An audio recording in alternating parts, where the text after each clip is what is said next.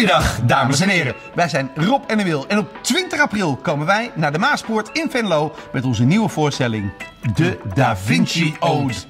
Een helemaal nieuwe voorstelling die maar op één manier is uit te leggen.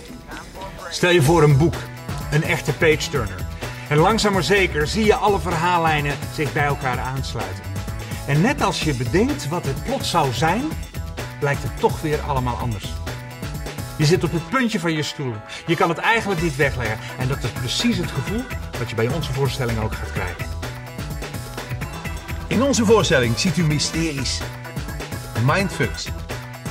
Er zijn visuele acts en ook een heleboel om te lachen. Kortom, de Da Vinci Ode wordt een rollercoaster ride of magic. Dus wij kijken er enorm naar uit om u te verwelkomen in het theater voor onze voorstelling De Da Vinci Ode. Tot dan!